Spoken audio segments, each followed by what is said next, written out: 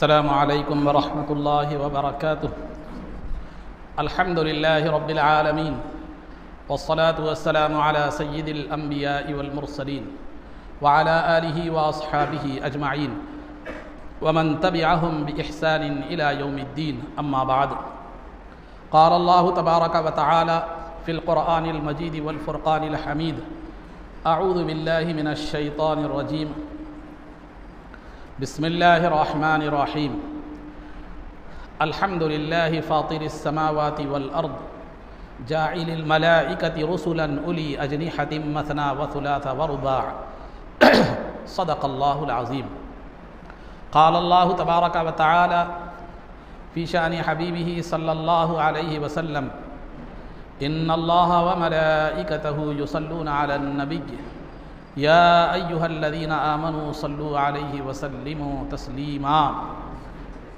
اللہم صل وسلم وزد وبارک علی حبیبک سیدنا ونبینا ومولانا محمد وعلی آلہ واصحابہ اجمعین۔ عزیزان محترم، اس سے قبل عقائد کے حوالے سے آپ کو یہ بات بتلائی گئی تھی کہ فرشتوں پر ایک مسلمان کو کیسے ایمان رکھنا چاہیے، اور فرشتوں کا انکار کفر ہے۔ فرشتے ایک نورانی مخلوق ہیں، وہ اللہ کے فرما بردار بندے ہیں، وہ کبھی اللہ کی نافرمانی نہیں کرتے، اور وہ بے حد و حساب ہیں، ان کی حقیقی تعداد اللہ رب العزت ہی جانتا ہے۔ اس طرح کی باتیں آپ کے سامنے بیان کی گئی تھی۔ اب رہا اسی سلسلے کو جاری رکھتے ہوئے آگے بیان کیا جاتا ہے کہ فرشتے جو ہے مرد پن اور عورت پن سے پاک ہیں، یعنی نہ وہ مرد ہیں نہ وہ عورت ہیں، مرد پن اور عورت پن سے وہ بالکل پاک ہیں۔ اور دوسرا یہ کہ ان کی کوئی خاص شکل و صورت نہیں ہے، بلکہ وہ جس شکل میں چاہے ظاہر ہو سکتے ہیں، جس صورت میں چاہے وہ ظاہر ہو سکتے ہیں۔ ان کی کوئی خاص شکل و صورت نہیں، ہماری اور آپ کی ایک صورت ہے، اس سے ہٹ کر ہم کوئی دوسری صورت میں ظاہر نہیں ہو سکتے۔ تو یہ فرشتوں کی ایک کوئی خاص شکل و صورت نہیں ہوتی، بلکہ وہ جس صورت میں چاہے کیا ہو سکتے ہیں، ظاہر ہو سکتے ہیں۔ چنانچہ جبریل امین جو سرکار کے پاس تشریف لاتے تھے، عموماً جو ہے ایک خوبصورت صحابی رسول ہے جن کو دحیہ کلبی رضی اللہ تعالیٰ عنہ جو ہے کہا جاتا تھا۔ ان کی شکل و صورت میں جبریل امین عام طور پر آیا کرتے تھے، وہ صحابی رسول کی شکل و صورت میں۔ دیگر اوقات میں ایک اجنبی شخص کی شکل و صورت میں آنا بھی ثابت ہے دیگر احادیث سے۔ بہرحال کبھی دحیہ کلبی رضی اللہ تعالیٰ عنہ کے حوالے سے تشریف لائے کہ شکل و صورت میں، کبھی ایک عام اجنبی آدمی کی شکل میں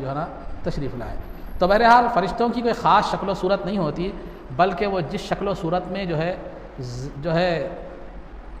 چاہے وہ ظاہر ہو سکتے ہیں، جو شکل و صورت میں چاہے وہ ظاہر ہو سکتے ہیں۔ اور ان کی طرح، ہماری طاقت کی طرح ان کی طاقت محدود نہیں ہوتی، بلکہ ان کی طاقت ہم سے زیادہ اور ہم سے بے پناہ ہوتی ہے، کئی درجے ہم سے زیادہ ان کی طاقت ہوتی ہے۔ اور دوسری بات یہ ہے کہ فرشتے جسمانی ضروریات سے پاک ہیں۔ فرشتے اصل میں تو ایک روحانی مخلوق ہے، لیکن وہ کبھی جسم بھی اختیار کر لیتے ہیں، جیسے کہ میں نے صحابی کی ایک اجنبی شخص کی شکل و صورت میں جبریل امین کے آنے کا تذکرہ میں نے کیا ہے۔ تو وہ جسم کی ضروریات سے پاک ہوتے ہیں، یعنی جسم کی ضروریات مطلب جسم کی ایک ضرورت کھانا ہے، ایک ضرورت پینا ہے، اور ایک خواہش کی تکمیل کے لیے بیوی ہے، بڑھاپے کے سہارے کے لیے اولاد ہے، مخلوق کی بقا کے لیے، انسانیت کی بقا کے لیے بچے جنم دینا، مخلوق کو یہ تعداد کو بڑھانا ہے، وغیرہ وغیرہ۔ ان تمام چیزوں سے وہ پاک ہیں فرشتے، یعنی نہ ان کو کھانے کی ضرورت ہے، نہ ان کو پینے کی ضرورت ہے، نہ انہیں بیوی کی ضرورت ہے۔ تو لہذا فرشتے جسمانی ضروریات سے بالکل پاک ہیں۔ اور فرشتے مختلف کاموں میں مصروف ہیں۔ اللہ تعالیٰ نے جن کے لیے بعض فرشتے وہ ہیں جو اللہ کی تسبیح اور اس کی تحلیل اور اس کے ذکر میں کیا ہوتے ہیں، مصروف رہتے ہیں۔ بعض فرشتے وہ ہوتے ہیں جو امور تکوینی میں مصروف ہوتے ہیں۔ امور تکوینی کا مطلب یہ ہے کہ دنیا کے کاموں کی انجام دہی میں کیا ہوتے ہیں، ان کو انجام دینے میں مصروف ہوتے ہیں۔ بعض فرشتے وہ ہیں جو عرش الہی کو اٹھائے ہوئے ہیں، بعض فرشتے وہ ہیں جو عرش الہی کے اطراف صف بستہ ہیں۔ یہ فرشتے، ان فرشتوں کا کام کیا ہے؟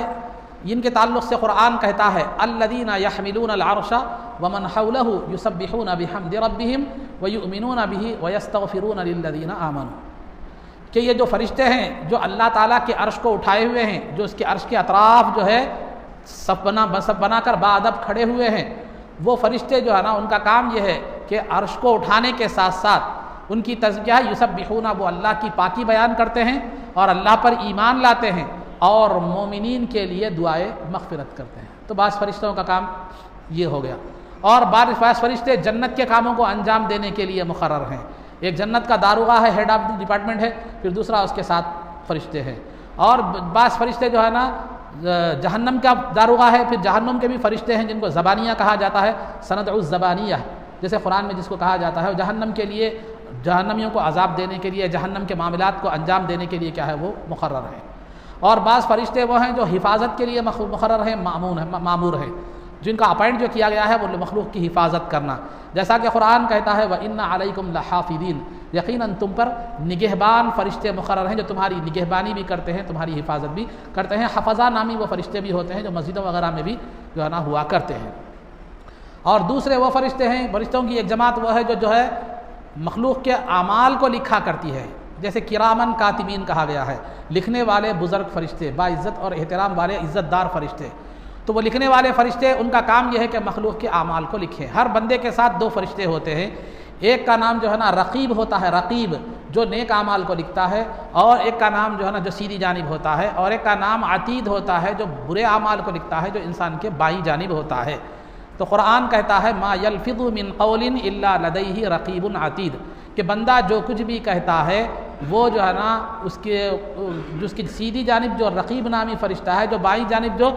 عتید نامی فرشتہ ہے، یہ فرشتے اس کو کیا کرتے ہیں؟ لکھ لیا کرتے ہیں۔ کل خدا کی بارگاہ میں ہمارا ریکارڈ کیا ہے؟ پورا کچا چٹا پیش کیا جو ہے نا جائے گا۔ تو بہرحال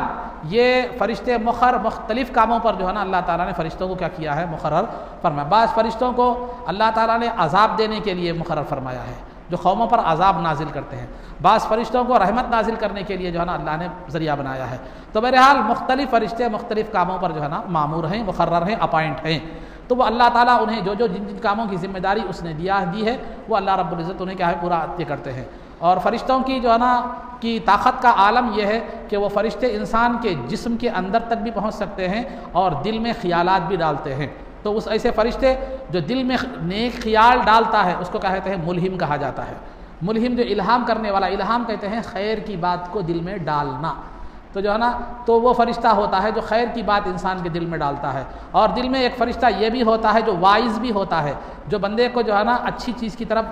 نصیحت کرتا ہے۔ دل میں دیکھے کبھی کوئی اچھی چیز کرنے کا جذبہ آپ کو پیدا ہوتا ہے، نماز پڑھنے کا، خیر خیرات کرنے کا خیال پیدا ہوتا ہے، یہ فرشتے کے ڈالے ہوئے جو ہے نا خیالات ہوتے ہیں، توفیق اللہ رب العزت کی ہوتی ہے۔ تو بہرحال عزیزان محترم، یہ فرشتے مختلف جو ہے نا کاموں پر مامور ہیں اور جو ہے نا مختلف چیزوں پر جو ہے نا وہ مقرر ہیں۔ تو جو کام ذمہ داریاں انہیں دی گئی ہیں پوری امانت کے ساتھ، سچائی کے ساتھ، صداقت کے ساتھ وہ کام کیا کرتے ہیں؟ انجام دیتے ہیں۔ تو فرشتوں کے تعلق سے 3 باتیں آپ حضرات کے سامنے جو ہے نا بیان کی گئی کہ فرشتے مرد پن اور عورت پن سے پاک ہیں، جس شکل و صورت میں چاہے وہ ظاہر ہو سکتے ہیں۔ اور دوسرا یہ ہے کہ فرشتوں کو پر بھی ہوتے ہیں، اس کا ثبوت خود قرآن مجید سے ثابت ہے۔ خطبے کے بعد میں نے جس آیت میں تلاوت کی گئی اس میں اللہ تعالیٰ فرماتا ہے کہ اللہ تعالیٰ اپنے فرشتوں کو خاصب بنا کر بھیجتا ہے جن کے 2-2 3-3 پر ہوتے ہیں، 4-4 پر ہوتے ہیں۔ تو فرشتوں کو 2-2 3-3 4-4 پر ہونا یہ قرآن سے خود ثابت ہے، تو ان کو پر بھی جو ہے نا ہوا کرتے ہیں۔ تو فرشتے مرد پن اور عورت پن سے پاک ہیں اور ان کی کوئی خاص شکل و صورت نہیں ہوتی، جس شکل میں چاہے وہ ظاہر ہوتے ہیں،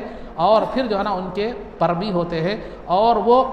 دنیا کے مختلف کاموں کے لیے مقرر جو ہے نا کیے گئے ہیں اس طرح ان کے حوالے سے، اور وہ جسم اور جسمانی ضروریات سے جو ہے نا بالکل پاک ہیں۔ یہ کچھ باتیں آپ حضرات کے سامنے فرشتوں پر ایمان رکھنے کے حوالے سے، اس طرح کا عقیدہ اور اس طرح کا ایمان ہمیں فرشتوں کے ساتھ کے تعلق سے رکھنا ہے۔ یہ باتیں جو ہے نا بیان کی گئی۔ اب رہا سیرت میں، آپ حضرات کے سامنے یہ بات بتلائی گئی تھی کہ نبوت کے 5ویں سال سرکار دو عالم صلی اللہ علیہ وسلم نے صحابہ کو حبشہ کی جانب ہجرت کرنے کا حکم دیا تھا۔ تو چنانچہ مسلمانوں کے 2 قافلے ایک کے بعد ایک حبشہ کی جانب جو ہے نا چلے گئے تھے ہجرت کر کے۔ کفار کو جب معلوم ہوا کہ مسلمان ہجرت کر کے حبشہ کو گئے ہیں تو وہاں کے بادشاہ کا ذہن خراب کر کے اسے بدگمان مسلمانوں کے تعلق سے بدگمان کر کے پھر مسلمانوں کو واپس لانے کی انہوں نے کوشش کی، لیکن وہ اس میں ناکام رہے اور نامراد کیا کیے معلوم ہے، لوٹے۔ یہ نبوت کا 5واں سال یعنی اعلان نبوت کا 5واں سال 5 نبوی کے واقعات تھے، اس کی تفصیلات آ چکی ہیں پیچھے۔ اور نبوت کا 6واں سال 6 نبوی میں حضرت حمزہ رضی اللہ تعالیٰ عنہ ایمان لائے، ایک 3 دن کے بعد عمر فاروق رضی اللہ تعالیٰ عنہ ایمان لائے۔ تو یہ 2 دھچکے، یہ 2 بڑے جو ہے نا دھچکے ان کافروں کو لگے، ایک تو حبشہ سے نامراد ہو کر لوٹ گئے ناکام ہو کر، پھر دوسرا یہ 2 شخصیتیں جو اہم سمجھی جاتی تھی وہ 2 بھی کیا ہے ایمان لائے، تو ان کی وجہ سے اسلام کو ایک تقویت اور مضبوطی ملی، اور پھر دن بدن لوگ جو ہے نا مسلمانوں کی تعداد بڑھتی جا رہی تھی، تو ان کفار مکہ کا غیظ و غضب آپے سے باہر ہو گیا، اور انہوں جس طرح وہ شروع سے ستاتے ہوئے آ رہے تھے کسی نہ کسی چیز کے ذریعے سے، کسی نہ کسی شکل و صورت میں وہ ستاتے ہوئے مسلمانوں کو آ رہے تھے، تو انہوں نے جو ہے نا اب ایک بہت بڑا قدم اٹھایا سماجی بائیکاٹ کا، سوشل بائیکاٹ کا جو ہے نا انہوں نے قدم اٹھایا۔ انہوں نے ایک یہ کہا، سرکار کے جو خاندان ددیالی جو خاندان والے تھے وہ جو ہے بنو ہاشم اور بنو عبد المطلب تھے، سرکار کے دادا عبد المطلب تھے، اور ان کے سرکار کے پردادا یعنی پردادا جو ہے نا یہ بنو ہاشم تھے، تو بنو ہاشم کی اولاد کو بنو ہاشم کہتے ہیں، اور عبد المطلب جو سرکار کے حقیقی دادا تھے ان کی اولاد کو بنو عبد المطلب کہتے ہیں۔ تو لہذا کفار و مشرکین نے جو ہے نا یہ کہا کہ تم لوگ سرکار کے ددیالی خاندان والوں سے انہوں نے مطالبہ کیا، کفار و مشرکین نے، کہ تم لوگ جو ہے نا محمد صلی اللہ علیہ وسلم کو ہمارے حوالے کر دو، ہم ان کے ساتھ چاہے جو بھی معاملہ کرے، ہم ان کو چاہے تو قتل کر دیں یا چاہے تو زندہ رکھیے، ہمارے حوالے کر دو، ورنہ ہم تم لوگوں سے سماجی بائیکاٹ کریں گے۔ سماجی بائیکاٹ کیا ہوگا کہ تمہارے گھر سے کوئی بچی شادی کر کے نہیں لائی جائے گی، اور تمہارے گھر کو کوئی بچی نہیں دی جائے گی، نہ تم سے کوئی چیز خریدی جائے گی، نہ تمہیں کوئی چیز بیچی جائے گی، پورے طور پر تم سے لا تعلقی ظاہر جو ہے نا کی جائے گی، تم سے پورے تمہیں سماج سے معاشرے سے الگ بالکل جو ہے نا الگ تھلگ کر دیا جائے گا اگر تم نے محمد صلی اللہ علیہ وسلم کو ہمارے حوالے نہیں کیا۔ تو حوالے نہیں کیا ان لوگوں نے، تو نتیجہ کیا ہوا، تو ان لوگوں نے ایک قرارداد، ایک ریزولوشن پاس کیا، اس میں جو ہے نا لکھنے والا کون تھا، منصور بن اکرمہ نامی جو ہے نا ایک بدبخت نے وہ ریزولوشن، وہ معاہدہ کیا لکھا، آغاز ہوا بسمک اللہم، اللہ کے نام سے شروع، پھر اس کے بعد اس میں پورا ریزولوشن لکھا گیا کہ ان سے نہ کوئی تجارت کرے گا، نہ کوئی کاروبار کرے گا، نہ کوئی ان سے بیاہ کرے گا، ان سے کوئی تعلق رکھے گا، فلاں فلاں فلاں فلاں، پورا ریزولوشن کیا کیا گیا، لکھا گیا۔ تو جو لکھنے والا جو تھا وہ جب معاہدہ لکھنے کے بعد جو ہے نا فوراً اس کا ہاتھ شل ہو گیا، اور جو ہے پھر ہمیشہ کے لیے اس کا ہاتھ لکھنے کے قابل نہیں رہا۔ تو جب انہوں نے ایک سماجی بائیکاٹ کر دیا، تو الگ تھلگ کر دیا بنو ہاشم اور بنو عبد المطلب کو، یعنی سرکار کے پردادا کی جو اولاد تھی ان کو، اور سرکار کے دادا کی جو اولاد تھی یعنی اپنے دادیالی خاندان کے ساتھ پورے کفار و مشرکین نے کیا کر دیا، بائیکاٹ کر دیا، ان سے لا تعلقی کا اظہار کر دیا، ایک ریزولوشن کیا کر دیا، پاس کر دیا۔ تو ان حالات کو دیکھتے ہوئے ابو طالب جو سرکار کے چچا تھے جو ایمان نہیں لائے، ان کے ایمان کے بارے میں مختلف اقوال ہے، سیف سائڈ بہتر بات یہ ہے کہ اللہ بہتر جانتا ہے۔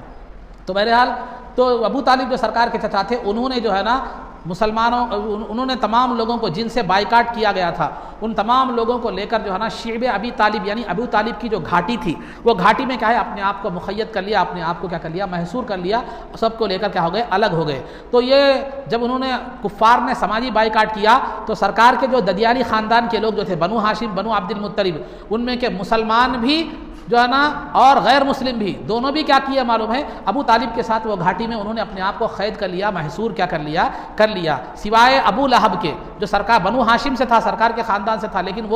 وہ اپنے آپ کو جو ہے نا اس میں گھاٹی میں اس نے اپنے آپ کو مقید نہیں کر لیا، بلکہ وہ تو ستانے کی وہ اس میں بہت اہم رول ادا کیا اس نے سماجی بائیکاٹ کا معاہدہ لکھنے میں۔ تو بہرحال عزیزان محترم یہ محاصرہ انہوں نے کیا کر لیا، شعب ابی طالب میں سب لوگ جو ہے نا مقید ہو گئے اور لوگوں نے سب کے سب جو ہے نا ان سے لا تعلقی کا اظہار کر لیا۔ جب کبھی بھی کوئی تجارتی قافلہ مکہ مکرمہ میں آتا تو ابو لہب قافلے والے تاجروں سے جا کر مل کر کہتا کہ وہ بنو ہاشم اور بنو عبد المطلب جو سرکار کے خاندان کے لوگ ہیں ان کو سامان اگر بیچنا ہے تو دگنے تگنے ریٹ پر بیچنا، اگر تمہارا کوئی نقصان ہوتا ہے تو وہ نقصان بھرنے والا میں ہوں۔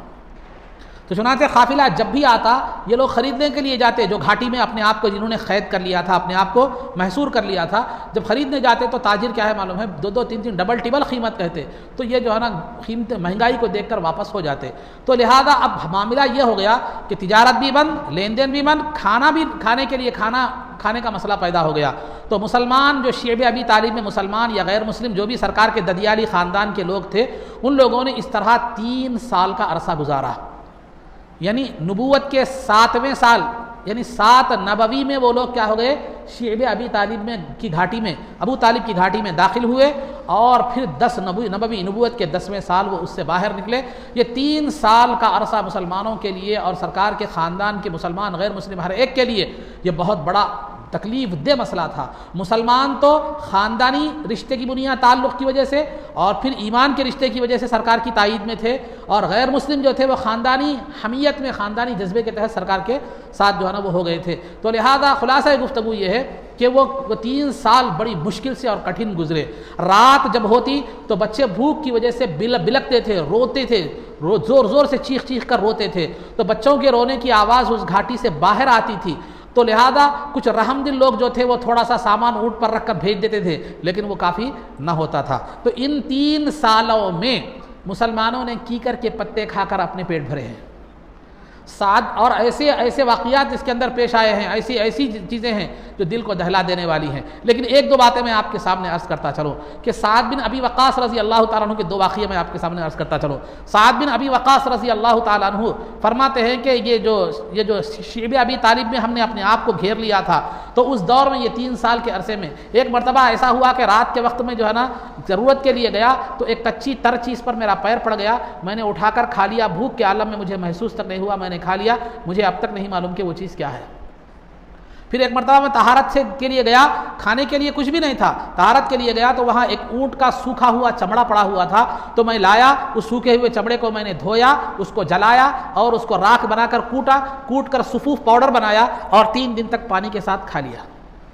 تو ایسے مشکل حالات جو ہے نا وہ 3 سال میں بڑی مشکل سے وہ زندگی کی گزری اور بڑے مشکل سے جو ہے نا حالات پیش آئے۔ اس کے بعد جب 3 سال کا عرصہ مکمل ہو گیا تو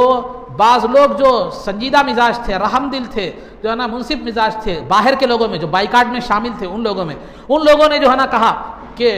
ہم تو یہاں باہر کھا رہے ہیں، پی رہے ہیں، عیش کر رہے ہیں، شادی بیاہ کر رہے ہیں، لیکن ہمارے رشتہ دار وہاں قید ہیں، مقید ہیں، ہمارے خاندان والے، ہمارے وطن والے، یہ انسانیت کے خلاف ہے۔ یہ کہہ کر آہستہ سے آہستہ وہ بائیکاٹ کے خلاف آوازیں اٹھنے لگی۔ 1 2 3 4 کہتے کہتے اب جو ہے نا بات بڑھ گئی کہ اب بائیکاٹ کو ختم کرنا چاہیے۔ یہی ماحول چل رہا تھا، یہی بیٹھک چل رہی تھی کہ بائیکاٹ کو ختم کیا جائے، بائیکاٹ کا مطالبہ زور پکڑ رہا تھا۔ ایسے وقت میں سرکار دو عالم صلی اللہ علیہ وسلم نے اپنے چچا ابو طالب کو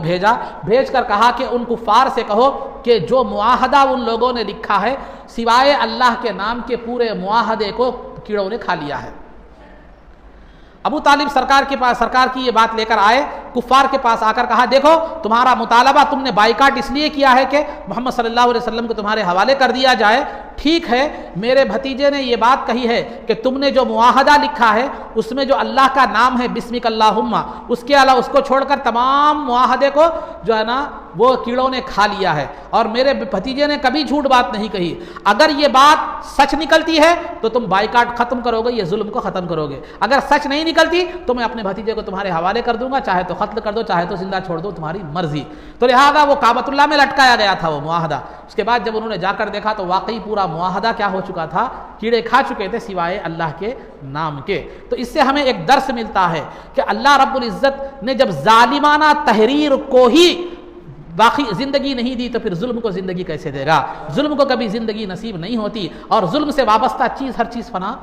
ہو جاتی ہے۔ تو ظلم کبھی بھی ظلم کے لیے زندگی نہیں ہے، ہاں وقتیہ طور پر اس کو تھوڑا بہت عروج ملتا ہے لیکن زندگی نہیں ملتی۔ یہ آپ خود اپنے ملک کے حالات سے دیکھ سکتے ہیں، میں اشارتاً کہہ رہا ہوں، آپ کو اس کی زیادہ وضاحت کی ضرورت نہیں ہے، آپ دنیا بہتر جانتے ہیں۔ تو لہذا ظلم میں عدل میں زندگی ہے، عدل میں زندگی کا مزاج ہے، ظلم میں موت کا مزاج ہے، مٹنے کا مزاج ہے۔ تو ظلم میٹ دیتا ہے، خواہ وہ انسان ہو، فرد ہو، معاشرہ ہو، حکومت ہو، وہ جو ظلم کے راستے پر چلتی ہے وہ مٹ جاتی ہے، اور جو عدل کے راستے پر چلتا ہے اللہ اس کو ہمیشہ کی زندگی عطا فرماتا ہے۔ جب تک وہ حکومت باقی رہتی ہے تب تک اسے حیات دیتا ہے، اس زندگی کے حکومت کے ختم ہونے کے بعد بھی مخلوق کی زبانوں پر اس کی یاد باقی رہتی ہے۔ تو عدل میں زندگی ہے، ظلم میں جو ہے نا موت ہے۔ تو لہذا تو تحریر تھی، اللہ نے اس کو بھی باقی نہیں رکھا، جو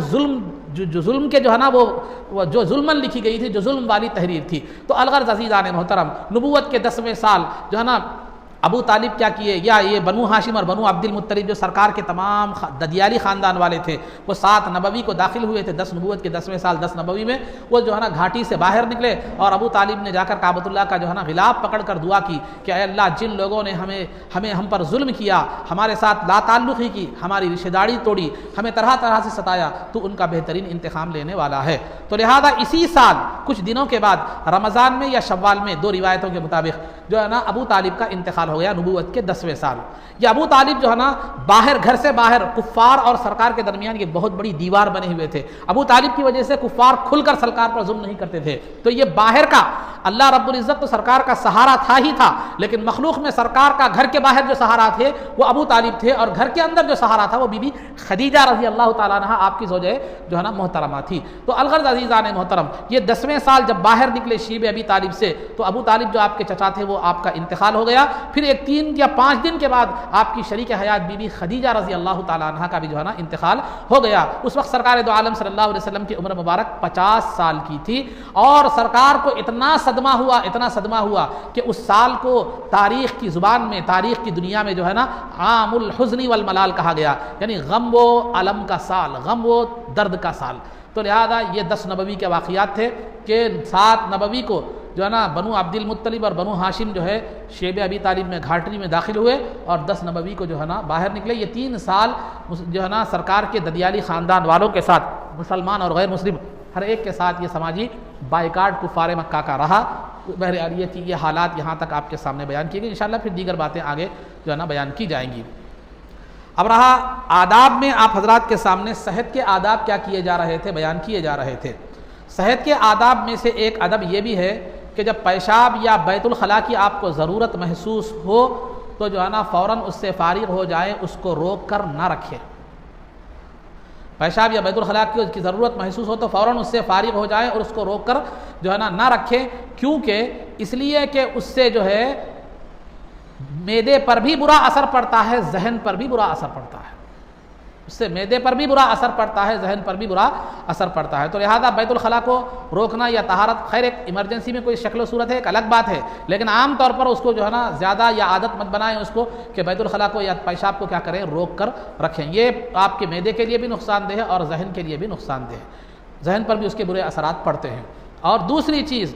زندگی کے ہر معاملے میں صفائی اور ستھرائی کا لحاظ رکھیں، اپنے بدن کو بھی صاف رکھیں، اپنے کپڑوں کو بھی صاف رکھیں، اپنے استعمال کی چیزیں بھی صاف رکھیں، اپنے برتنوں کو بھی صاف رکھیں، اپنے بستر کو بھی صاف رکھیں، اپنے گھر کو بھی، بہرحال جو چیزیں آپ استعمال کرتے ہیں ان تمام چیزوں کی پاکی اور صفائی کا لحاظ رکھیے، اور جو کھانے کی چیزیں ہیں ان کو ہمیشہ ڈھانک کر رکھیے۔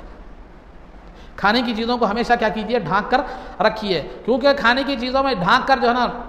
رکھنے کا ایک تو فائدہ یہ ہے کہ وہ گھر میں عام طور پر چپلکیں ہوتی ہیں، چوہے ہوتے ہیں، دیگر جو حشرات الارض کیڑے مکوڑے ہوتے ہیں، وہ اس سے کیا ہو جائے گا، آپ محفوظ رہے گا۔ آئے دن آپ فیس بک پر وغیرہ پر دیکھتے رہتے ہیں کہ برش کو جو ہے نا چپلک چاٹ رہی ہے، جو ہے نا ٹانک کے ڈھکنوں کو جو ہے نا چپلک چاٹ رہی ہے، ایسے آپ ویڈیوز بھی ہے نا فیس بک وغیرہ پر آتے رہتے ہیں۔ تو یہ بھی یہ تو ہے ہی ہے حشرات الارض، یہ کیڑے مکوڑے یا جو ہے نا اس کی، اور اگر آپ صفائی کا لحاظ نہیں رکھیں گے تو گندگی کا، صفائی کا لحاظ نہیں رکھیں گے تو کیڑے بھی پیدا ہو جاتے ہیں۔ وہ کیڑے بھی کیا ہوتے ہیں، وہ آتے ہیں، کیونکہ مخلوق ہے وہ، اس کو غذا جہاں ملے گی وہاں آتے۔ آپ جیسے دعوت رہے تو کہا جاتا ہے دعوت رہو مت رہو، یا دور سے کدھر سے بھی رشتہ نکال کے چلے جاتے ہیں، تو وہاں بھی جو ہے وہ بھی ایک جانور ہے، ایک مخلوق ہے، اس کو جہاں بھی کیا ہے معلوم ہے غذا ملے گی وہ کیا کریں گے، آئیں گے۔ کیڑے ہیں، جھنگور ہیں، جو ہے نا وغیرہ وغیرہ جو بھی ہیں حشرات الارض کیڑے مکوڑے، تو لہذا برتنوں کو ڈھانک کر رکھیں۔ ایک تو ظاہری نقصان یہ ہے، اور خاص طور پر یہ کہا جاتا ہے کہ چپلکوں کو جو ہے نا نمک بہت بڑا پسند ہوتا ہے، وہ نمک میں لوٹنا بہت زیادہ پسند کرتی ہے، موٹے نمک میں، تو لہذا یہ بات خاص طور پر جو ہے نا ذہن میں رکھے، تو کہیں وہ جو ہے نا حشرات الارض۔ اور دوسرا کیا ہوتا ہے، رات کے وقت میں کچھ بلائیں بھی نازل ہوتی ہیں، احادیث میں اس کی بھی وضاحت ملتی ہے، جس سے کیا ہوتا ہے، وہ بلائیں اگر کھانے میں داخل ہو تو پھر کیا ہو جاتا ہے، وہ آپ کے لیے نقصان دہ ہو جاتا ہے۔ تو بہرحال عزیزان محترم، تو ہر زندگی کے ہر معاملے میں، ہر عمل میں، ہر چیز میں پاک صاف رہنے کی کوشش کیجیے، پاکی اور صفائی کو اپنا جو ہے نا اپنی عادت بنا لیجیے۔ اس کا فائدہ کیا ہے؟ اس کا پہلا فائدہ تو یہ ہے کہ جو بندے پاکیزگی کو اختیار کرتے ہیں اپنے ہر معاملے میں، اللہ تعالیٰ انہیں پسند کرتا ہے کہ ان اللہ یحب التوابین و یحب المتطہرین، کہ اللہ توبہ کرنے والوں کو اور پاکیزگی اختیار کرنے والوں کو پسند فرماتا ہے۔ تو وہ لوگ جو اپنی زندگی کے تمام معاملات میں پاکیزگی کو اختیار کرتے ہیں وہ اللہ تعالیٰ کے محبوب اور پسندیدہ بندے ہوتے ہیں۔ اسی طرح وہ مخلوق کے پاس بھی پسندیدہ ہوتے ہیں، آپ صاف ستھرے رہیں، پاک صاف رہیں، تو آپ کے ساتھ لوگ بیٹھنا بھی پسند کرتے ہیں، کھانا بھی پسند کرتے ہیں، آپ کے ہاتھ کے بنائے ہوئے کھانے کو بھی پسند کرتے ہیں۔ بہرحال آپ سے جو نا قربت کو، آپ سے بات کرنے کو، آپ سے قربت کو کیا کرتے ہیں؟ پسند کرتے ہیں۔ تو جو بندہ پاکیزگی اختیار کرتا ہے وہ اللہ کے پاس بھی محبوب ہوتا ہے، مخلوق کے پاس بھی کیا ہوتا ہے؟ محبوب جو ہے نا ہوتا ہے۔ ایک فائدہ یہ۔ دوسرا فائدہ یہ کہ جو آدمی پاکیزہ رہتا ہے، اپنے ماحول کو پاک رکھتا ہے، پاک صفائی کا خیال رکھتا ہے، اس کی روح کو روحانی سکون ملتا ہے، اس کو روحانی سکون بھی نصیب ہوتا ہے۔ اور جو ہے نا مثال کے طور پر آپ کو سمجھنے کے لیے آپ جاؤ کسی پارک میں یا کسی جگہ پہ جاؤ آپ، جہاں ہر طرف صفائی وغیرہ ہے، کوئی بھی چیز میں آپ جاؤ، کسی بھی ایک ہوٹل کی مثال لے لیجیے، آپ عام طور پہ بتا رہا ہوں، چائے پینے کے لیے کھانے کے لیے جائے تو جو ہے نا آپ کو دیکھیے ٹیبل وغیرہ صاف ہے، پکوان کا مقام صاف ہے، ہر چیز صاف ہے، گلاس صاف ہے، وہ دیکھ کے آپ کو کہتا ہے واقعی بہت بہترین جگہ ہے، اچھی ہوٹل ہے، اچھا یہ ہے، آپ کو ایک دلی طور پر قلبی طور پر کیا ہوتی ہے؟ ایک سکون بھی ملتا ہے، خوشی بھی ہوتی ہے۔ تو جو آدمی پاکیزگی اختیار کرتا ہے اس کو روحانی طور پر، قلبی طور پر اس کو سکون بھی جو ہے نا نصیب ہوتا ہے، اور جسم میں ایک قسم کی نشاط بھی اور چستی بھی کیا ہوتی ہے؟ پیدا ہوتی ہے۔ تو لہذا اس بات کا خاص طور پر لحاظ رکھیں کہ زندگی میں ہمیشہ ہر معاملے میں اپنی استعمال کی چیزیں ہوں، جو بھی ہوں، ان حالات میں اپنے آپ کو جو ہے نا صفائی کا اہتمام رکھیں، صفائی کا خیال رکھیں، اور جو ہے نا بالکل جو ہے نا گندگی سے اور جو ہے نا بالکل بساندے پن سے کیا کیجیے، جس کو آپ کی زبان میں کہا جائے موٹی زبان میں، تو اس سے کیا کریں؟ محفوظ جو ہے نا رکھیں۔ بال ادھر بکھرے ہوئے ہیں، سر کے بال ادھر بکھرے ہوئے ہیں، جو ہے نا مونچھ بڑے ہوئے ہیں، کپڑے میلے ہیں، پسینے کی بو آ رہی ہے، منہ میں سے بو آ رہی ہے، بہرحال ایسی حالت مت ڈالیے کہ لوگ جس سے قریب آنا پسند نہ کریں، کیونکہ اللہ نے آپ کو اشرف المخلوقات بنایا ہے، تمام مخلوقات میں اونچا مقام عطا فرمایا ہے، تو آپ کی زندگی بھی سب میں اشرف اور بہتر ہونی چاہیے، خواہ وہ دنیاوی اعتبار سے ہو یا دینی اعتبار سے ہو۔ تو بہرحال یہ چند صحت کے آداب کے حوالے سے کچھ باتیں بیان کی گئی تھی، عقائد، سیرت اور صحت کے آداب۔ اب رہا مسائل میں آپ حضرات کے سامنے، اس سے قبل میں نے معذور آدمی کے وضو کے حوالے سے مسائل بیان کیے تھے کہ اگر کسی آدمی کا کوئی ایسی بیماری ہو جس سے وضو بار بار ٹوٹ جاتا ہے تو پھر اس کا کیا حکم ہے، اس کے کیا مسائل ہیں، میں نے آپ کے سامنے اس سے قبل کیا کیا تھا؟ عرض کیا تھا۔ تو لہذا معذور کب ڈکلیئر کرتے ہیں، صحت مند کب ڈکلیئر کرتے ہیں، تو پھر معذور کے لیے کیا احکام ہیں، وہ تمام چیزیں آپ کے سامنے تفصیلات کے ساتھ پیچھے جو ہے نا آ چکی ہیں۔ اب رہا وضو کو توڑنے والی چیزیں، وضو کو توڑنے والی جو چیزیں وضو کو توڑ دیتی ہیں، ان چیزوں کے حوالے سے کچھ باتیں وضاحتیں میں آپ کے سامنے عرض کرتا چلوں۔ وضو کو توڑنے والی چیزوں میں سب سے پہلی چیز جو ہے، وضو کو توڑنے والی چیزوں میں سب سے پہلی چیز کیا ہے؟ پیشاب یا بیت الخلاء کے راستے سے، پیشاب یا بیت الخلاء کے راستے سے کسی بھی چیز کا نکلنا، پیشاب یا بیت الخلاء کے راستے سے کسی بھی چیز کا کیا کرنا؟ نکلنا، خواہ وہ چیز عادت کے طور پر نکلتی ہو یا کبھی کبھار کیا ہوتی ہو؟ نکلتی ہو، کوئی بھی چیز نکل جائے پیشاب یا بیت الخلاء کے راستے سے، وہ کیا ہو جاتی ہے؟ اس سے وضو ٹوٹ جاتا ہے۔ چند مثالیں میں آپ کے سامنے دیتا ہوں۔ پیشاب کے راستے سے نکلنے والی چیزیں، پیشاب ہے ایک، تو یہ عادت کے طور پر نکلتا ہے پیشاب، اور مزی ہے، یہ بھی عادت کے طور پر نکلتی ہے، ودی ہے، یہ بھی ایک جو ہے نا عادت کے طور پر وہاں پر کیا ہے؟ نکلتی ہے۔ تو مزی کا مطلب کیا ہے؟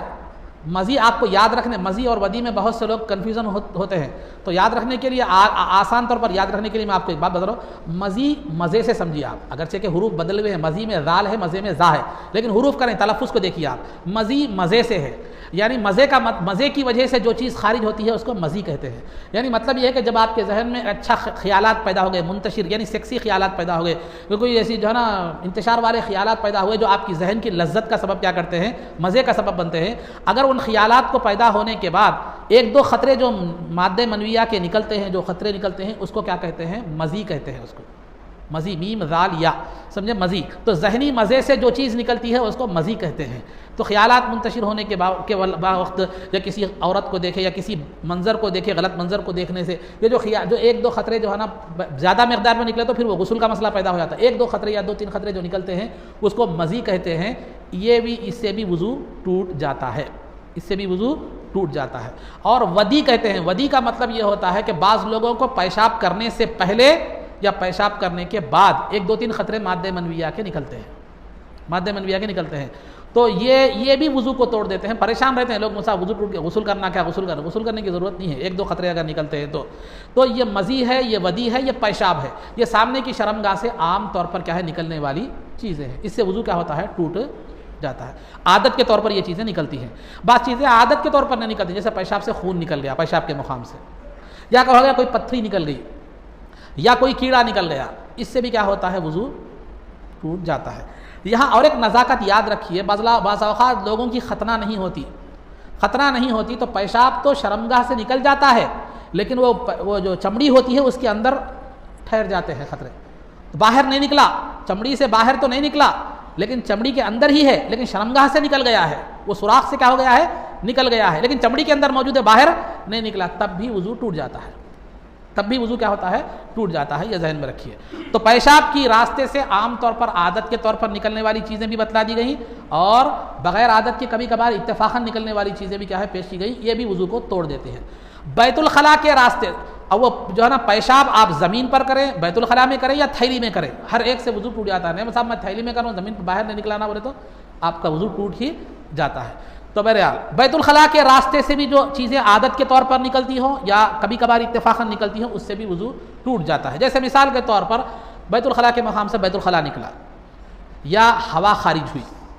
ہوا جو خارج ہوئی، یہ تو عام طور پر عادت کے مطابق نکلنے والی چیزیں ہیں، اس سے بھی وضو ٹوٹ جاتا ہے۔ نہ بیت الخلاء کے راستے سے کبھی پتھری نکلی یا کبھی کوئی کیڑا نکلا یا خون نکلا، جیسے بواسیر وغیرہ یا کسی اور بیماری میں خون نکلا، اس سے بھی کیا ہو جاتا ہے، وضو ٹوٹ جاتا ہے۔ اور ایک ضمناً یہاں پر ایک بات یاد رکھیے، اینما دینے سے بھی وضو ٹوٹ جاتا ہے، اینما دینے سے بھی وضو ٹوٹ جاتا ہے۔ اینما کہتے کس کو ہے؟ اینما دینا یا بیت الخلاء کے راستے سے کوئی دوا چڑھا دینا اندر، اس سے بھی کیا ہوتا ہے، وضو ٹوٹ جاتا ہے۔ تو اینما کا مطلب یہ ہوتا ہے کہ آپریشن وغیرہ اگر کسی کو کرنا ہے تو پیٹ خالی ہونا ضروری ہوتا ہے، تو پیٹ کے خالی کرنے کے لیے کیا کرتے ہیں، ایک پیپ بیت الخلاء کی راہ سے اندر داخل کرتے ہیں معدے میں، کچھ دوائیں کیا کرتی ہیں وہاں پر چھوڑ دیتے ہیں معدے میں، جس کی وجہ سے آپ کا پیٹ کیا ہو جاتا ہے، صاف ہو جاتا ہے۔ تو وہ پیپ جب معدے میں پہنچ جاتا ہے تو معدہ نجاست کے مقام پر ہے، نجاست کا مقام ہے، جب وہ نکلتا ہے تو نجاست کے کچھ نہ کچھ اثر لے کر جو ہے نا نکلتا ہے، جس کی وجہ سے علماء نے احتیاطاً کہا ہے کہ اس سے وضو ٹوٹ جاتا ہے۔ اب یہ اینمے کی بات ہوئی، بعض لوگ بواسیر کے علاج کے لیے بھی کیا کرتے ہیں، دوا چڑھاتے ہیں بیت الخلاء کی راہ سے، وہ اس سے بھی کیا ہوتا ہے، معدے تک اگر وہ پہنچ جاتا ہے تو گندے مقام سے واپس آتا ہے، تو اس سے بھی کیا ہوتا ہے، آپ کا وضو ٹوٹ جاتا ہے۔ یہ تو بیت الخلاء کے مقام کی بات ہوئی۔ بسا اوقات کیا ہوتا ہے، منہ میں سے نلی ڈالی جاتی ہے، منہ سے کسی ٹیسٹ کے لیے، السر کے ٹیسٹ کے لیے یا معدے کی کیفیت کو جاننے کے لیے وغیرہ وغیرہ، اگر وہ معدے کے اندر چلی جاتی ہے، گندگی کے مقام تک چلی جاتی ہے، تو پھر جب وہ نکالی جاتی ہے تو ظاہر سی بات ہے کچھ نہ کچھ گندگی کو وہ لے کر باہر نکلتی ہے، اس وجہ سے بھی احتیاطاً وضو کو جو ہے نا توڑنے کا حکم دیا گیا ہے۔ تو یہ آپ کا مسئلہ تھا، پیشاب یا بیت الخلاء کے راستے سے کوئی بھی چیز نکلے، خواہ وہ عادت کے طور پر نکلے یا بغیر عادت کے نکلے، اس سے وضو ٹوٹ جاتا ہے۔ یہ پہلا وضو کو توڑنے والی پہلی صورت تھی۔ دوسری صورت جو ہے وضو کو توڑنے والی یہ ہے کہ جسم کے کسی بھی مقام سے، یہ پیشاب اور بیت الخلاء کی یہ دونوں راستوں کو چھوڑ کر جسم کے کسی بھی مقام سے گندگی نکل جائے، خون نکلے، پیپ نکلے، یا درد کے ساتھ، تکلیف کے ساتھ یا بیماری کی وجہ سے پانی نکلے، اس سے بھی کیا ہوتا ہے، وضو ٹوٹ جاتا ہے، نکل کر بہنے سے، خواہ وہ جسم پر بہے یا کسی اور چیز میں بہے۔ میں اصول سے بتا رہا ہوں آپ کو تفصیل۔ جسم سے یعنی دونوں راستوں کے علاوہ جسم سے خون کا نکلنا، پیپ کا نکلنا یا کسی گندے پانی کا نکلنا، یا جو ہے نا تکلیف یا بیماری کے ساتھ کسی پانی کا نکلنا، نکل کر بہہ جانا، خواہ وہ جسم پر بہے یا کسی اور چیز میں بہے، اس سے کیا ہوتا ہے، وضو ٹوٹ جاتا ہے۔ جیسے مثال کے طور پر خون نکلا، زخم ہو گیا، خون نکل کر بہہ گیا، یا پھنسی پھوڑا تھا، اس میں پیپ تھا، پیپ بہہ کر پھوڑ دیے، پیپ بہہ کر نکل گیا، یا آشوب چشم ہوئے تھے، تکلیف کے ساتھ پانی نکل کر بہہ گیا، یا آنکھ میں کوئی پھنسی یا کوئی ایسی چیز تھی، تکلیف تھی، وہ پانی بہہ کر کیا ہو گیا، نکل گیا۔ تو یہ چیزیں ناپاک چیز جسم سے نکل کر بہہ جاتی ہے، اپنے مقام سے بہہ جاتی ہے تو وضو ٹوٹ جاتا ہے، ورنہ وضو نہیں ٹوٹتا۔ جیسے خالی آپ رونا آیا، رو رہے ہیں، آنکھ سے پانی نکل رہا ہے، لیکن یہ پانی کے آنسو ناپاک نہیں ہیں، کیونکہ نہ یہ بیماری کی وجہ سے نکل رہے ہیں، نہ تکلیف اور زخم کی وجہ سے نکل رہے ہیں، تو یہ آنکھوں کے آنسو یہ وضو کو نہیں توڑتے، لیکن درد کے ساتھ، تکلیف کے ساتھ، بیماری کے ساتھ نکلتے ہیں تو وہ ٹوٹ جاتے ہیں۔ کان میں سے پیپ نکلا، جو ہے نا ناک میں سے خون نکلا، جیسے نکسیر وغیرہ ہوتی ہے، ایسا کچھ بھی، یا کیا ہو گیا، وہ ریٹ وغیرہ ناک وغیرہ میں ریٹ کے ساتھ یا تھوک کے ساتھ کیا ہو گیا، معلوم خون نکل کر کیا ہو گیا، معلوم تھوک میں مل گیا تو یا تو تھوک میں پیلا پن ہوگا یا لال پن ہوگا یا بالکل خون کی طرح ہوگا۔ تھوک میں اگر لال پن آ گیا تو خون غالب ہے، ریٹ میں اگر لال پن آ گیا تو خون غالب ہے، وضو ٹوٹ گیا۔ نہیں صرف پیلا پن ہے تھوک میں، یا خون تو ملا ہے لیکن پیلا ہے، تھوک میں پیلا پن ہے، ریٹ میں پیلا پن ہے، لال پن نہیں آیا تو آپ کا وضو نہیں ٹوٹے گا۔ لال پن آنے سے کیا ہو جائے گا، وضو ٹوٹ جائے گا، یہ بات ذہن میں رکھیے۔ تو یہ دونوں راستوں کے علاوہ کسی اور مقام سے خون، پیپ یا گندے پانی کا نکل کر بہہ جانے سے کیا ہوتا ہے، وضو بہنا شرط ہے، نہ بہے تو وضو نہیں ٹوٹے گا۔ مثال کے طور پر آپ کو خون مار لگا یا کچھ رگڑے گیا، گاڑی پہ جا رہے تھے، اسپیڈ کٹا مار رہے تھے، گرے تو گھٹنے چھلے گئے، سمجھے، گھٹنے چھلے گئے، اس لیے بولو نوجوان ہمارے بہت ہی کرتے، تو گھٹنے تو چھلے گئے، پورا لال گھٹنا نظر آ رہا ہے لیکن خون بہا نہیں، تو اس سے وضو نہیں ٹوٹتا۔ اسی طرح کوئی چیز نکلی، خون نکلا مگر آ کے صرف وہ اوپر ٹھہر گیا، بہا نہیں، تو اس سے وضو جو ہے نا نہیں ٹوٹے گا۔ نکل کر بہنا کیا ہے معلوم ہے، ضروری ہے، نکل کر خون ہو، پیپ ہو، کوئی بھی چیز ہو، نکل کر بہنا کیا ہے وہ شرط ہے۔ تو اسی طرح جو ہے نا اگر آپ کیا کریں، پچنا لگائیں، حجامہ کرائیں، کپنگ جس کو غالباً کہتے ہیں، وہ جو آج کل کر رہے ہیں علاج کے طور پہ، وہ جو ہے نا وہ کرائیں، تو خون اپنے مقام سے نکل کر بہہ جاتا ہے تو وضو ٹوٹ جاتا ہے۔ یا اگر انجیکشن دیے ہیں تو دو صورتیں ہیں اس کی، انجیکشن کے ذریعے سے دوا اندر چڑھائے ہوں گے یا خون باہر نکالے ہوں گے یا پیپ وغیرہ کچھ باہر نکالے ہوں گے۔ اگر انجیکشن کے ذریعے سے دوا اگر اندر چڑھائے ہیں تو وضو نہیں ٹوٹتا، لیکن خون نکالے ہیں ٹیسٹ کے واسطے یا پیپ تھا نکالے ہیں، جب بعض وقت کمر میں ہڈیوں میں پیپ آ جاتا ہے، جم جاتا ہے، وہ نکالتے ہیں انجیکشن کے ذریعے سے، اس سے وضو ٹوٹ جاتا ہے، خون نکالنے سے بھی اور پیپ وغیرہ نکالنے سے بھی، کیونکہ انجیکشن میں جو خون کھینچا جاتا ہے وہ اتنی مقدار میں ہوتا ہے کہ اگر اس کو چھوڑ دیا جائے تو وہ بہہ جاتا ہے، تو لہذا ٹیسٹ کے لیے جو آپ خون نکالتے ہیں انجیکشن سے، وہ جو ہے نا اس سے بھی وضو ٹوٹ جاتا ہے، پیٹ میں وغیرہ کہیں اگر پیپ جم گیا ہے، نکالے ہیں انجیکشن سے، اس سے بھی وضو کیا ہوتا ہے، ٹوٹ جو ہے نا جاتا ہے، یہ بات۔ اور اسی طرح ایک جانور علاج بھی کیا جا رہا ہے آج کل، جونک نامی ایک جانور ہوتا ہے، جونک، اس کو کیا کر دیا جا رہا ہے، جسم پر لگا دیا جا رہا ہے، وہ خون کھینچتا ہے، تو وہ جانور بھی اتنی مقدار میں خون کھینچتا ہے کہ وہ جو ہے نا وہ بہنے کے مقدار میں ہوتا ہے، وہ خون اتنا ہوتا ہے کہ وہ بہنے کی مقدار میں ہوتا ہے، تو لہذا اس سے بھی اگر وہ جانور کے ذریعے سے اگر خون چوسا جائے تو وہ کیا ہوتا ہے، وضو ٹوٹ جاتا ہے۔ خون، پیپ یا ناپاک پانی کا جسم پر بہنا ضروری نہیں ہے، بلکہ کسی بھی چیز میں وہ بہے، خواہ وہ انجیکشن میں بہے، وہ گلاس جو کانچ کا جو خارورہ ہوتا ہے اس میں بہے، جانور کے پیٹ میں بہے، تو یہ کیا ہو جاتا ہے، وضو ٹوٹ جاتا ہے۔ اور مچھر وغیرہ اگر کاٹ لے تو اس سے وضو نہیں ٹوٹتا، کیونکہ اس کے پیٹ میں جو خون آتا ہے وہ اتنا نہیں رہتا کہ جو بہہ کر نکل جائے۔ اسی طرح اگر آپ کے جسم سے پیپ نکل رہا تھا، خون نکل رہا تھا، نکلتے گیا پوچھتے گئے، نکلتے گیا پوچھتے گئے، نکلتے گیا جو ہے نا پوچھتے گئے، ایسا ہوا تو اب اس سے وضو ٹوٹتا نہیں ٹوٹتا، مطلب نکل کے بہا تو نہیں نا، وضو ٹوٹتا نہیں ٹوٹتا، تو وہ یہ آپ نے جو پوچھا ہے، جس مقدار میں خون یا پیپ جو پوچھا ہے، اگر اس کو چھوڑ دیتے تو بہتا تھا یا نہیں تھا، اگر بہتا تھا تو وضو ٹوٹ جائے گا، نہیں بہتا تھا تو وضو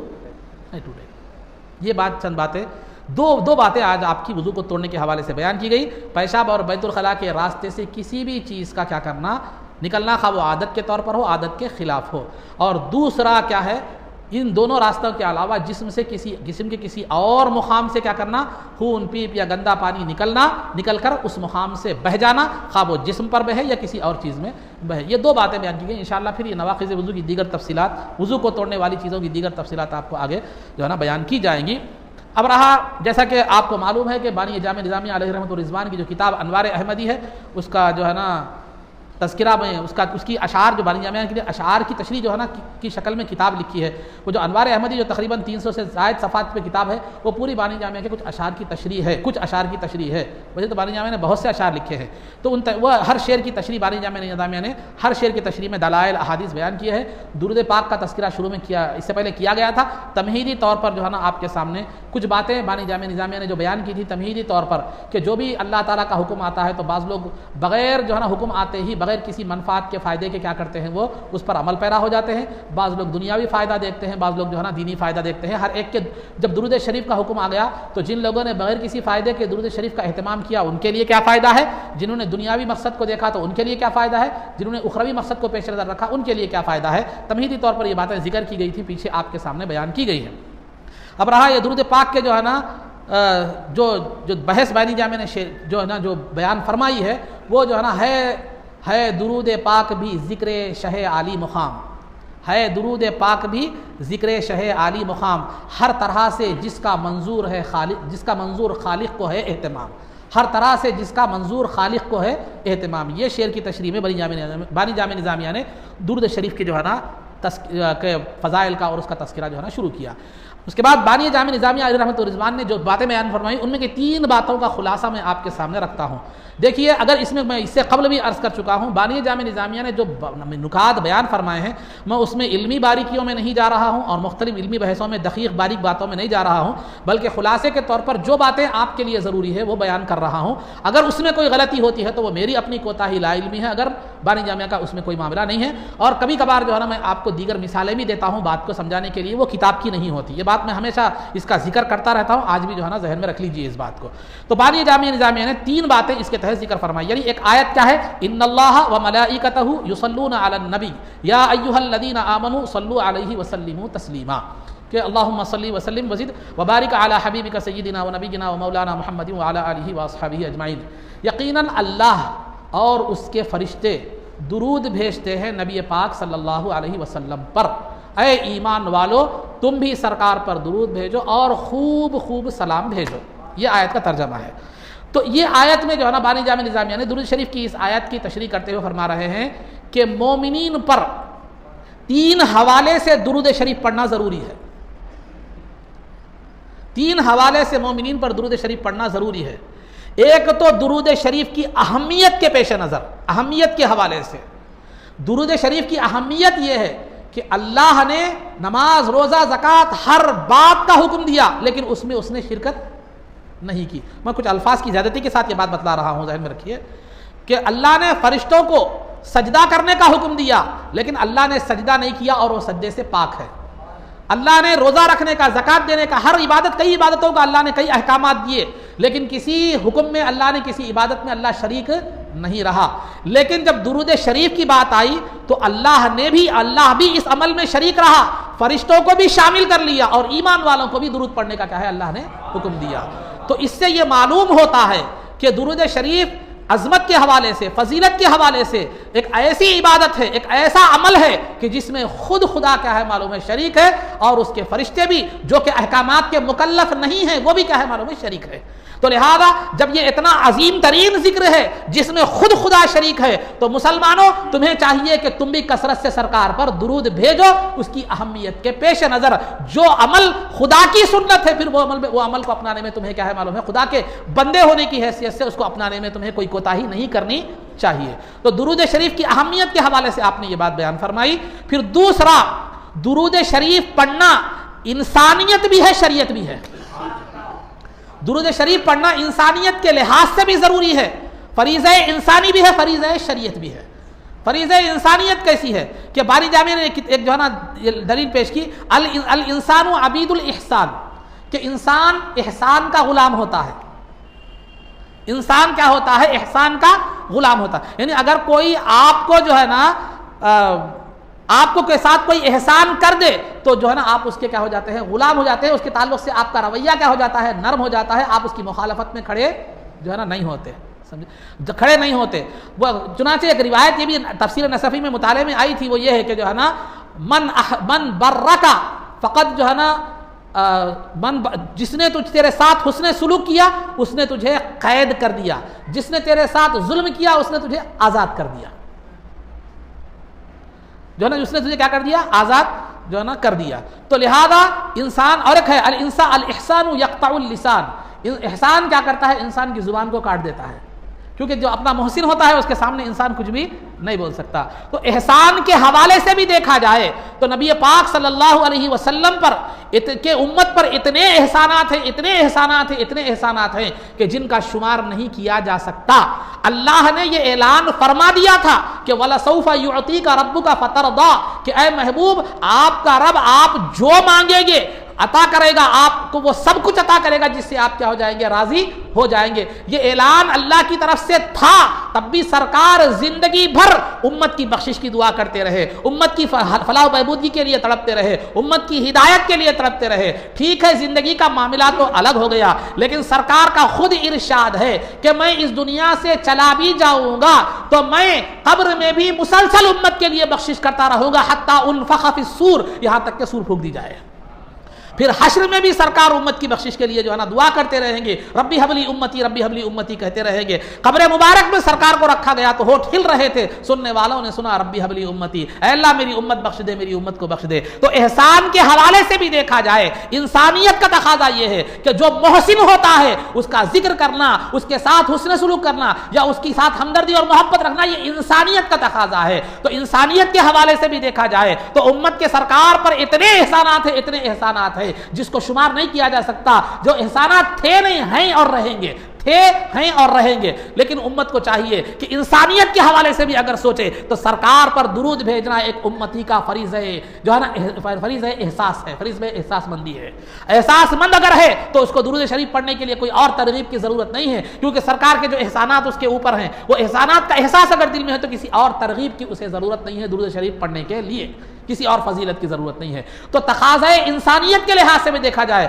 بمقتضائے انسانیت بھی دیکھا جائے تو امتی کو سرکار پر درود بھیجنا یہ فریضہ انسانیت ہے۔ اور دوسرا بانی جامع نے فرمایا یہ فریضہ انسانیت ہی نہیں بلکہ فریضہ شریعت بھی ہے، کیونکہ ترمذی کا حوالہ دیتے ہوئے سرکار نے ایک حدیث کو ذکر فرمایا بانی جامع نے کہ من لا یشکر الناس لا یشکر اللہ، جو لوگوں کا شکر نہیں کرتا وہ اللہ کا شکر نہیں کرتا، یعنی نعمت دینے والا اللہ ہے، جس کے ذریعے سے جس کے سبب سے نعمت ملی تو لہذا اللہ کا بھی شکر کرنا ہے، جس کے ذریعے سے نعمت ہمیں ملی اس کا بھی شکر کرنا ہے۔ تو نعمت کا جو چیز جو شخصیت سبب بنتی ہے اس کی شکر گزاری بھی ضروری ہے۔ تو جو آدمی کی شکر گزاری نہیں کرتا جس کے ذریعے سے اسے نعمت ملی ہے تو وہ اللہ کا شکر گزار بھی نہیں ہوتا۔ تو اس حیثیت سے بھی دیکھا جائے تو دنیا کی ہر نعمت، آخرت کی ہر نعمت، دنیا کی ہر فضیلت جو ہمیں ملی ہے وہ سرکار کے ذریعے سے ملی ہے۔ تو اس حوالے سے بھی دیکھا جائے تو سرکار کی شکر گزاری ہم پر لازم ہے، سرکار کی شکر گزاری ہم پر لازم ہے، اور شکر گزاری کا ایک بہترین ذریعہ کیا ہے؟ وہ سرکار پر درود بھیجنا ہے، سرکار پر جو ہے نا درود بھیجنا ہے۔ تو لہذا درود شریف پڑھنا امت پر اہمیت کے پیش نظر بھی ضروری ہے، انسانیت کے پیش نظر بھی ضروری ہے، اور جو ہے نا شریعت کے پیش نظر بھی ایک امتی پر ضروری ہے۔ تو لہذا وہی سرکار پر درود بھیج سکتا ہے، وہی پڑھ سکتا ہے جس کے اندر انسانیت ہو، جس کے اندر احساس ہو، جس کے اندر شریعت کا جو ہے نا مقام ہو، اور جس کو ذکر سرکار کے درود کی اہمیت ہو۔ اگر کوئی جو ہے نا درود شریف نہیں پڑھتا تو وہ ان تینوں خصوصیات، ان چیزوں سے خالی اور عاری، اور اس کا قلب اور اس کا سینہ اس سے ویران سمجھا جائے گا۔ تو الغرض عزیزان محترم، یہ چند باتیں تھیں جو بانی جامع علیہ رحمۃ الرضوان نے درود شریف کے حوالے سے جو مختصر بیان کی ہے۔ ابھی یہ تسلسلہ آگے جاری ہے، فضائل وغیرہ بھی آگے آئیں گے، لیکن مختصر میں نے آپ کے سامنے یہ بات رکھی۔ اللہ رب العزت سے دعا ہے جو کچھ بھی کہا گیا اس پر عمل کی توفیق رفیق عطا فرما، عزت و عافیت کی زندگی دے، اور ایمان پر ہمارا خاتمہ فرما، رسول پاک صلی اللہ علیہ وسلم کے قدموں میں ہمارا حشر فرما، آپ کی شفاعت عظمیٰ سے ہم کو بہرور فرما، آپ کے دست مبارک سے جام کوثر پینا نصیب فرما، جنت میں آپ کی غلامی معیت اور رفاقت نصیب فرما۔ صلی اللہ تعالی وسلم علی خیر خلقہ سیدنا محمد و آلہ و صحبہ اجمعین برحمتک یا ارحم الراحمین والحمد